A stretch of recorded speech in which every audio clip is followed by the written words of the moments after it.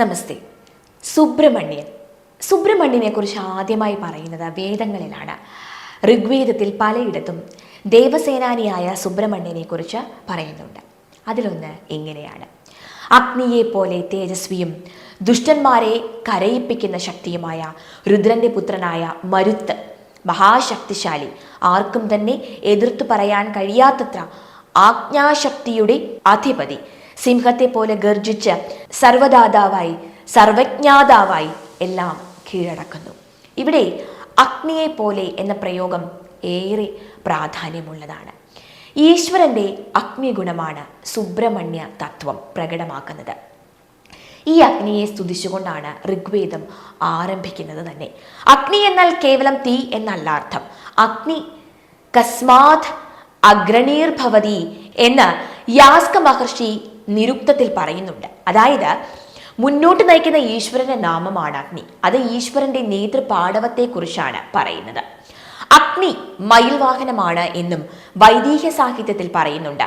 ശിഖീൻ മയൂരാഗ്നി കുക്കുട, അതായത് അഗ്നി ജ്വാലാഗ്നിയുടെ ശിഖകളാണ് എന്നാണ്. ശിഖകൾ ഉള്ളതാണ് ശിഖി. ശിഖിക്ക് മയിൽ എന്നും പേരുണ്ട് എന്ന് മാത്രമല്ല, സുബ്രഹ്മണ്യൻ പാമ്പിന് മുകളിൽ ചവിട്ടിയാണ് നിൽക്കുന്നത്. ഇക്കാര്യവും അഥർവവേദത്തിൽ പറയുന്നുണ്ട്.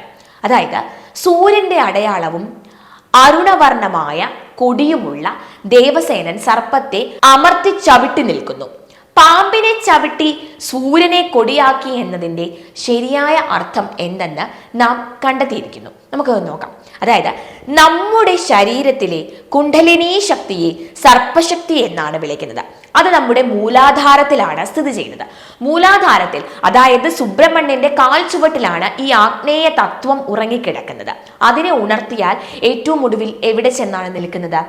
സൂര്യൻ കൊടിയാകുമ്പോൾ കൊടി ഉണ്ടാകേണ്ടത് ഏറ്റവും മുകളിലാണല്ലോ. അപ്പോൾ നമ്മുടെ ശരീരത്തിന്റെ ഏറ്റവും അടിവിൽ സർപ്പമുണ്ട് എങ്കിൽ അതിനെ ഉണർത്തി സൂര്യനെ പോലെ കൊടിയാക്കുന്നുവെങ്കിൽ നാം ശിരസിലാണ് ഈ സൂര്യനെ ധരിക്കേണ്ടത്. ഇതാണ് 1000 ഇതളുള്ള താമരയിൽ സഹസ്രാരദള പത്മത്തിൽ 1000 സൂര്യന്മാർ ഒന്നിച്ചുദിച്ചുയർന്ന പ്രകാശമെന്ന് പ്രാചീന ഗ്രന്ഥങ്ങളിൽ പറഞ്ഞുകൊണ്ടിരിക്കുന്നത്. അങ്ങനെ മൂലാധാരം മുതൽ സഹസ്രാരദള പത്മം വരെ തൻ്റെ ഉള്ളിലെ സർപ്പിള ശക്തിയെ ഉണർത്തിവിടുന്നതിന്റെ ദേവനാണ് ഋഗ്വേദത്തിലും അഥർവേദത്തിലും വിവരിക്കുന്ന സുബ്രഹ്മണ്യൻ. ആ ഷൺമുഖനെ ഉപാസിക്കുന്നവർ ദക്ഷിണേന്ത്യയിൽ ഒട്ടേറെ പേരുണ്ട്.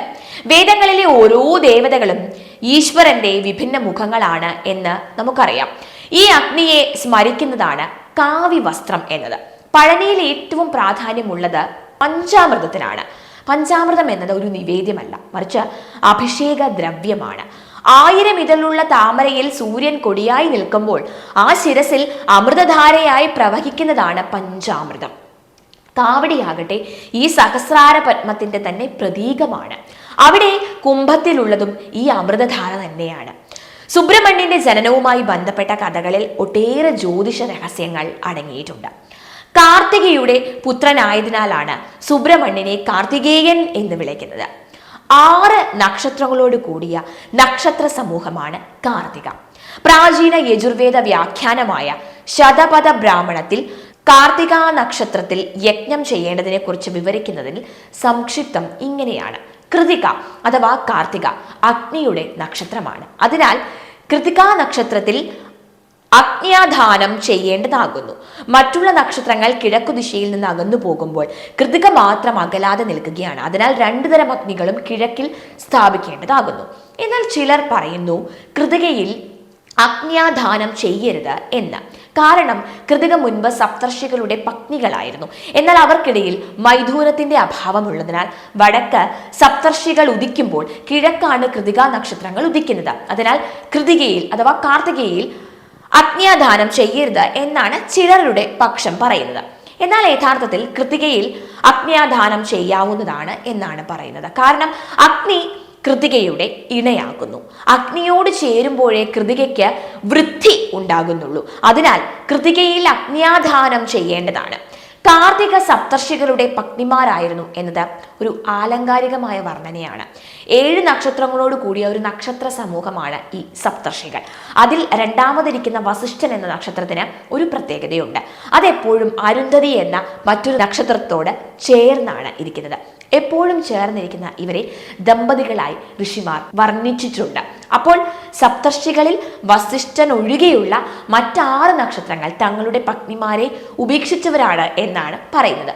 ഈ ഉപേക്ഷിക്കപ്പെട്ട്, അതായത് അരുന്ധതി ഒഴികെയുള്ള 6 നക്ഷത്രങ്ങളെയാണ് അവർ കാർത്തിക നക്ഷത്ര സമൂഹത്തിലെ 6 നക്ഷത്രങ്ങളായി വർണ്ണിച്ചത്. ഇതിൽ നിന്നുമാണ് കാർത്തികേയന്റെ ജന്മകഥ രൂപം കൊള്ളുന്നത്. മഹാഭാരതം വനപർവ്വത്തിൽ കടന്നു വരുന്ന കഥയിൽ സ്വാഹ എന്ന സ്ത്രീ സപ്തർഷിമാരുടെ പത്നികളുടെ രൂപം കൈക്കൊള്ളുകയും അങ്ങനെ അവരിൽ അഗ്നിക്ക് പിറന്ന സന്തതിയായാണ് കാർത്തികേയനെ വിവരിക്കുന്നത്.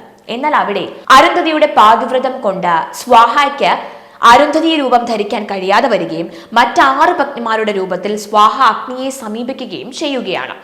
6 സ്ത്രീ രൂപത്തിൽ നിന്നുണ്ടായതിനാൽ 6 മുഖൻ അഥവാ ഷൺമുഖനായി ആ പുത്രൻ ജനിക്കുകയും ചെയ്തു എന്നാണ് പറയുന്നത്. എന്നാൽ ഇതറിഞ്ഞ സപ്തർഷികൾ തങ്ങളുടെ അരുന്ധതി ഒഴികെയുള്ള പത്നിമാരെ തെറ്റിദ്ധരിക്കുകയും അവരെ ഉപേക്ഷിക്കുകയും ചെയ്തു എന്നാണ് കഥ പറയുന്നത്. ഇങ്ങനെ അഗ്നിയുടെ ഇണകളും സപ്തർഷികളാൽ ഉപേക്ഷിക്കപ്പെട്ട പത്നികളുമായ കാർത്തികമാരും അവരുടെ സന്തതിയായ അഗ്നിരൂപിയായ കാർത്തികേയനുമെല്ലാം പ്രാചീന ഭാരതത്തിന്റെ ജ്യോതിശാസ്ത്ര മഹിമയെയും വിളിച്ചോതുന്ന ഒന്ന് തന്നെയാണ്.